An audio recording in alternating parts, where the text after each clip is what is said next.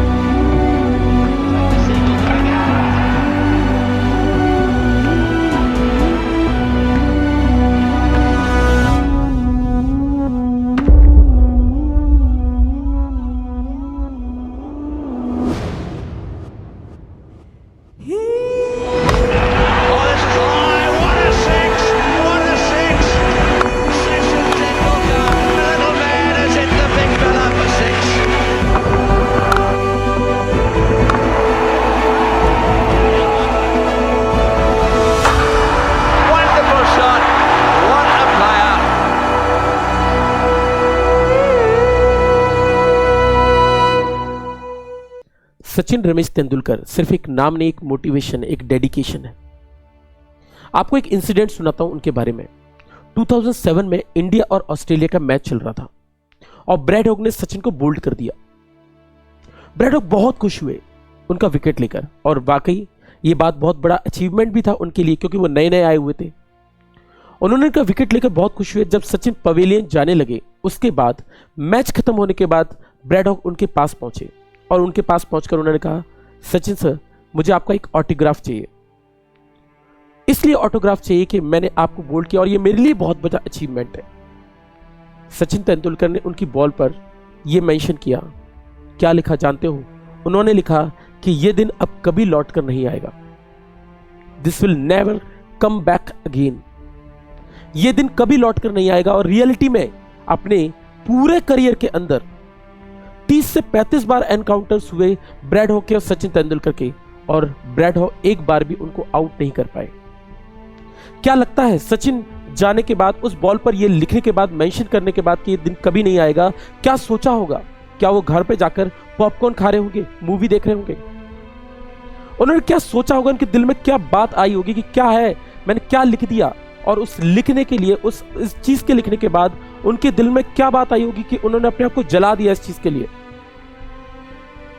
अपने इतना डेडिकेशन दिखाया कि उन्होंने कहा, अगर मैंने लिख दिया तो मैं उस चीज को प्रूव करके दिखाऊंगा, उस चीज को साबित करके दिखाऊंगा कि कभी भी आप आउट नहीं कर पाओगे मुझे अपने करियर में।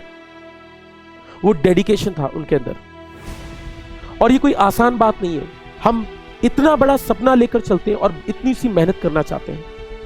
ब्रैड हॉग उनका कभी विकेट नहीं ले सका। जानते हो मैं ये बात आपको क्यों बता रहा हूं? क्योंकि उन्होंने प्रूव किया उस चीज को जो उन्होंने लिखा था।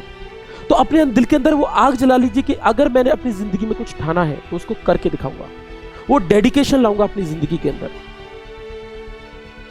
उसको पूरा करूंगा, उतनी मेहनत करूंगा रोज सुबह जगकर, उतनी डेडिकेशन दिखाऊंगा अपनी जिंदगी में, चाहे कुछ भी हो जाए मैं उस जगह को उतनी मेहनत करूंगा, उतनी प्रैक्टिस करूंगा कि वो जिंदगी में फिर कभी मुझे आउट ना कर पाए।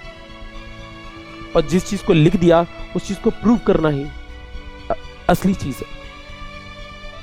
एक बार उनकी बुक में मेंशन है, एक इंटरव्यूअर ने उनसे पूछ लिया कि आपकी इतनी सफलता का राज क्या है? आखिर क्या राज है आपकी इतनी सफलता का, इतने रन्स का, इतनी मेहनत का? उन्होंने कहा, एक चीज है, मैं सिर्फ क्रिकेट खेलता नहीं हूं, मैं क्रिकेट को जीता हूं। मैं सोते वक्त भी क्रिकेट सोचता हूं, जागते वक्त भी क्रिकेट सोचता हूं, खाते वक्त भी क्रिकेट सोचता हूं और पीते वक्त भी क्रिकेट सोचता हूं।